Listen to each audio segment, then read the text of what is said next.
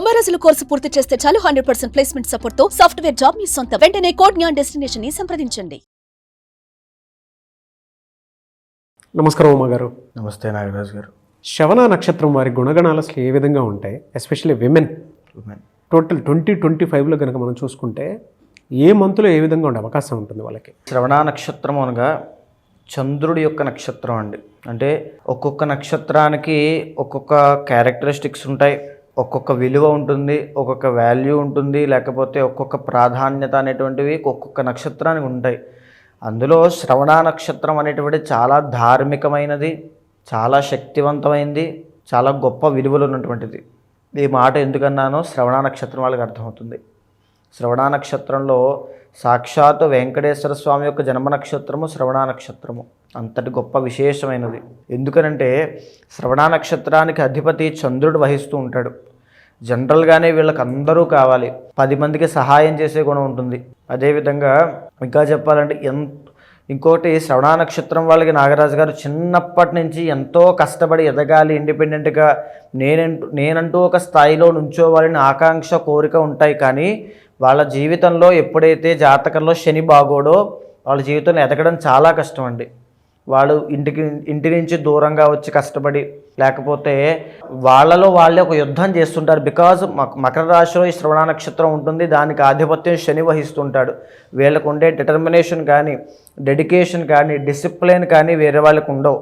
కానీ ఎప్పుడైతే జాతకంలో శని బాగోడో ఆ డిటర్మినేషన్ని, డెడికేషన్ని వీళ్ళు కోల్పోతారు, వీళ్ళ కెపాసిటీని కోల్పోతారు. అక్కడ ఇబ్బంది వస్తుంది. లేకపోతే శ్రవణ నక్షత్రము చాలా టాప్లో ఉంటుందండి. అయితే ఒకవేళ డేట్ ఆఫ్ బర్త్ లేదు, మేము పేరు బలం బట్టి చూసుకుంటున్నాం అనుకుంటే జూ, జే, జో, ఖ అనేటువంటి అక్షరాల మీద కనుక మీ పేరు ప్రారంభమైతే, డేట్ ఆఫ్ బర్త్ లేనప్పుడు మాత్రమే ప్రారంభమైతే మీది శ్రవణ నక్షత్రము, మకర రాశి. సో ముఖ్యంగా చంద్రుడు ఆధిపత్యం వహిస్తుంటాడు కాబట్టి చాలా సాఫ్ట్ పీపుల్ అండి. సో ఎవరిని హర్ట్ చేయాలనుకోరు.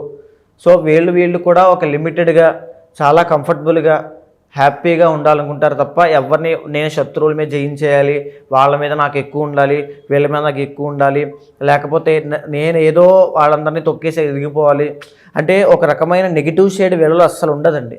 చాలా ఫ్రెండ్లీ పీపుల్. వీళ్ళ దగ్గరికి వెళ్తే ఇచ్చేటువంటి సలహాలు, సూచనలు కూడా చాలా మోటివేషనల్గా ఉంటాయి. ఎవరైనా సరే ఒకవేళ ఏ లో మూమెంట్లో ఉన్నప్పుడు ఇంట్లో ఏ శ్రవణ నక్షత్రం వాళ్ళు ఉన్నారనుకోండి, వాళ్ళ దగ్గర కూర్చుంటే ఒక రకమైన పాజిటివ్ వైబ్స్ వస్తాయి. అంటే వాళ్ళు ఆ వైబ్ని ఇవ్వగలుగుతారు, ఒక మోటివేషన్, ఒక ఇన్స్పిరేషన్ని, మనల్ని మళ్ళీ హై మూమెంట్లోకి తీసుకెళ్ళగలుగుతారు, నువ్వు చేయగలవు అనే కాన్ఫిడెన్స్ని ఇవ్వగలుగుతారు. కానీ వాళ్ళ దగ్గర అది ఉండదు. సో ఏంటంటే వాళ్ళది కోల్పోతారు, కెపాసిటీ అనేది కోల్పోతారు. వాళ్ళు చాలా లో అయిపోతారు. అవతల వ్యక్తి మాత్రం మంచి సూచనలు, సలహాలు ఇస్తూ ఉంటారు. అది వాళ్ళ మంచి సలహా. అయితే ఇంకొకటి ఏంటంటే ఈ శ్రవణ నక్షత్రం వాళ్ళకి స్వతహాగా చిన్నప్పటి నుంచి ఆరోగ్య సమస్యలు బారిన పడే అవకాశం చాలా ఎక్కువ ఉంటుంది.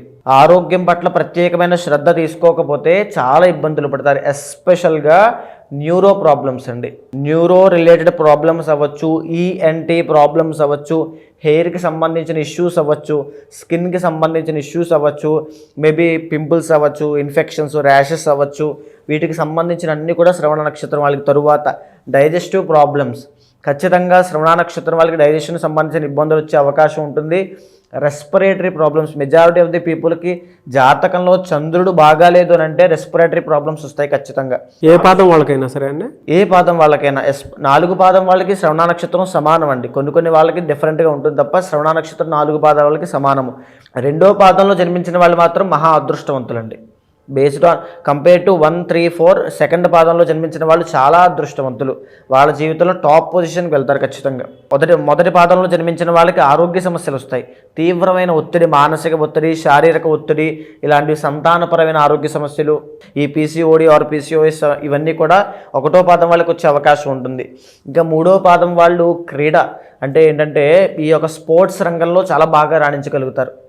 వాళ్ళు కనుక కష్టపడ్డారంటే, వాళ్ళు ప్రయత్నపూర్వకంగా చేశారంటే ఖచ్చితంగా స్పోర్ట్స్ ఫీల్డ్లో అద్భుతంగా రాణించగలుగుతారు. అంటే అది ఇండోర్ గేమ్స్ అవ్వచ్చు, అవుట్డోర్ గేమ్స్ అవ్వచ్చు, ఏదైనా అవ్వచ్చు, వాట్ ఎవర్ ఇట్ బేబీ, ఖచ్చితంగా బ్రహ్మాండంగా వాళ్ళ యొక్క శక్తి సామర్థ్యాలు ఉంటాయి.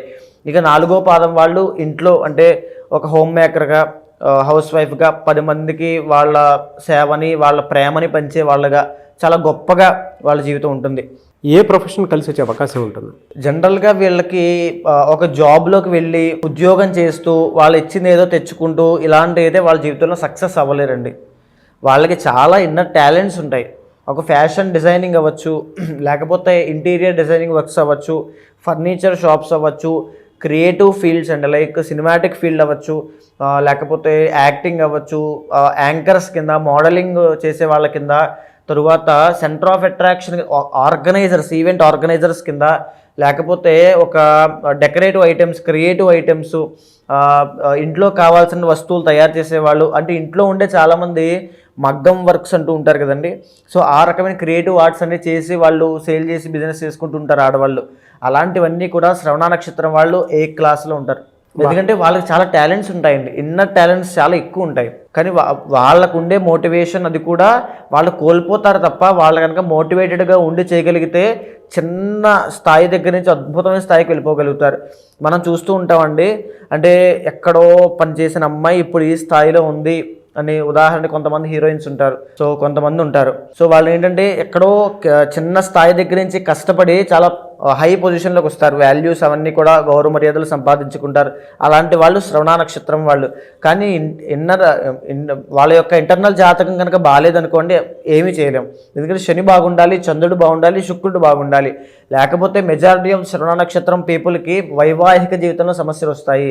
పెళ్ళైన తరువాత భార్యాభర్తల మధ్యలో ఎక్కువగా శ్రవణ నక్షత్రం వాళ్ళకి ఈ సెకండ్ మ్యారేజ్ అనేటువంటిది ఉంటుందండి. సో వాళ్ళ జాతకంలో 7th లార్డ్ కనుక పాడయ్యాడు అనుకోండి కలత్రంలో, ఖచ్చితంగా అది ఇంకా ఎఫెక్ట్ అవుతుంది. అంటే జనరల్గా నాగరాజు గారు సెకండ్ మ్యారేజ్ చేసుకోవడం మీద తప్పు ఏమీ కాదు, ఓకే, ఇబ్బంది లేదు. కానీ ఫస్ట్ మ్యారేజ్లో గొడవలు, కీచులాట్లు, తలనొప్పి, తట్టుకోలేక, భరించలేక, బాధ, ఇవన్నీ పడి సెకండ్ మ్యారేజ్ చేసుకోవడం వేరు. మ్యూచువల్ అండర్స్టాండింగ్తో, ఒక సింపుల్ అండర్స్టాండింగ్తో విడిపోయి సెకండ్ మ్యారేజ్ చేసుకుని హ్యాపీగా ఉండడం వేరు. సో అది ఎలాంటిది అవుతుంది అనేటువంటిది ఇంటర్నల్ జాతకం మీద ఆధారపడి ఉంటుంది. జాతకంలో చంద్రుడు శుక్రుడు బాగున్నారనుకోండి, ఫస్ట్ మ్యారేజ్ లైఫ్లో చాలా బ్రహ్మాండంగా ఉంటారు, 7th లార్డ్ కనుక బాగుంటే.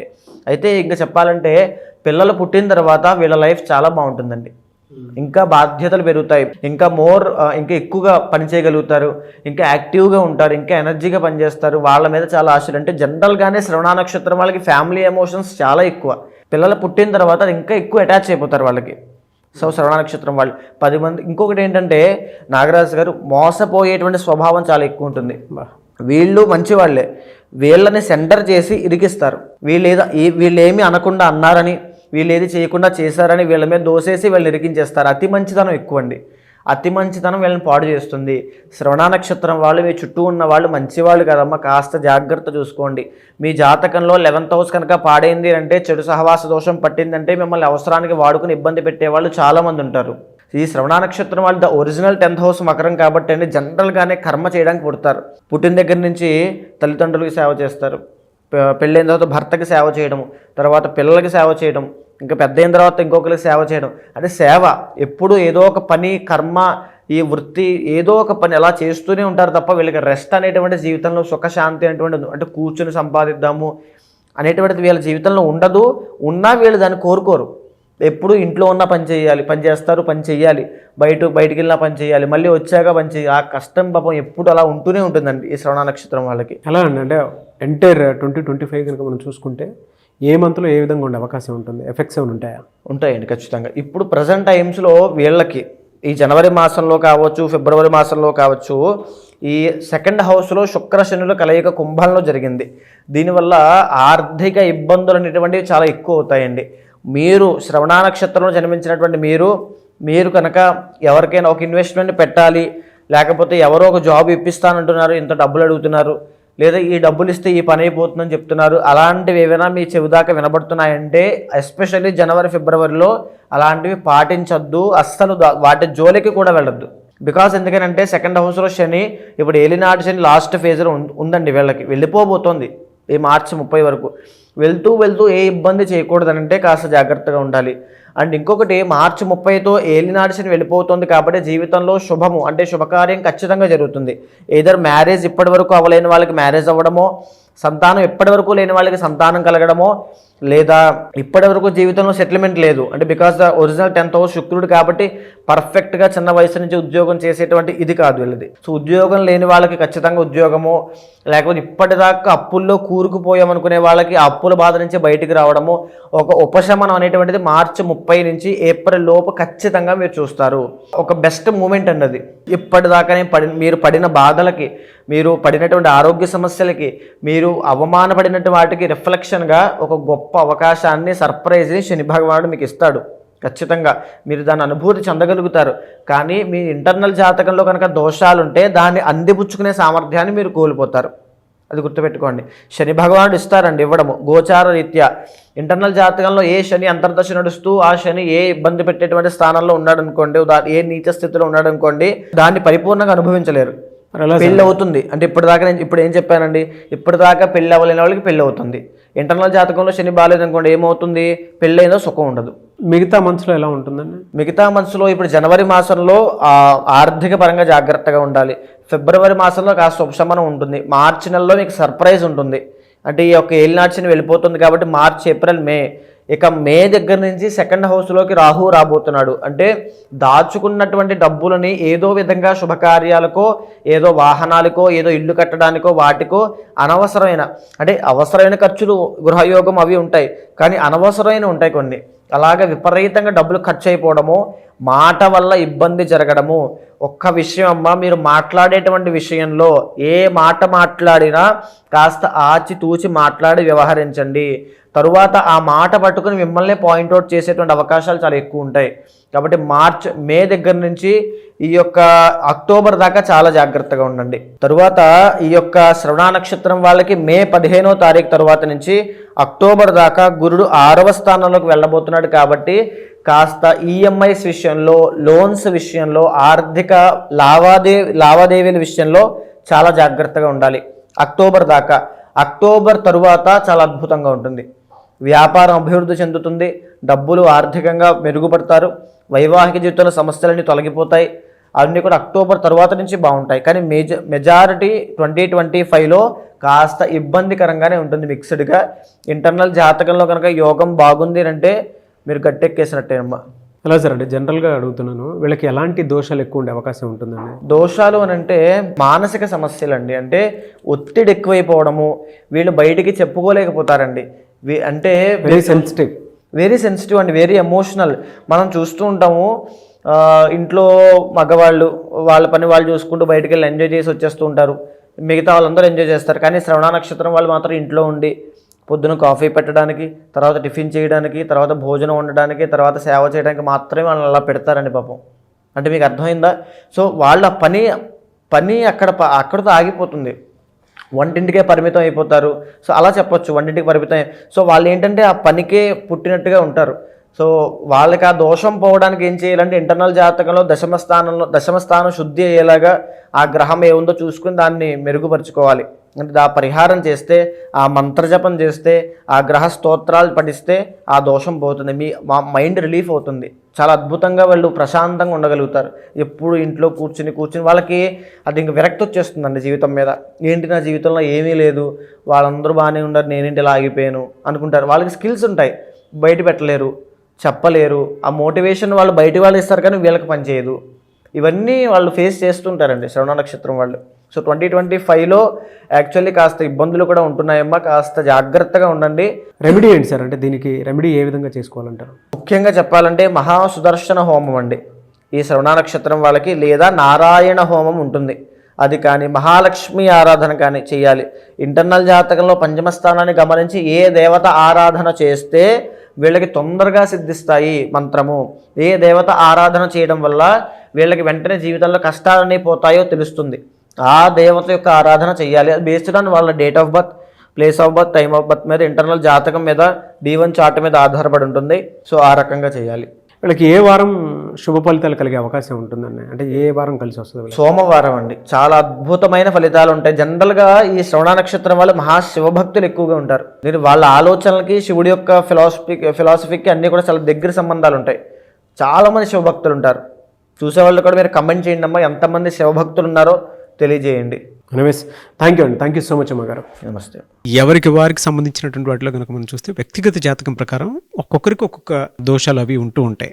జనరల్గా మీ దగ్గరకు వచ్చి ఏదైనా యజ్ఞాలు యాగాలు హోమాలు చేయించుకుందాం అనుకున్నటువంటి వాళ్ళు ఉంటారు, పెళ్లిళ్ళకు ముహూర్తం పెట్టించుకోవాలి అనుకున్నటువంటి వాళ్ళు ఉంటారు, దాంతోపాటు కొంతమంది అన్నప్రాసన వాటికి సంబంధించింది కూడా ఉంటుంది, కొన్ని యజ్ఞాలు యాగాలు హోమాలు.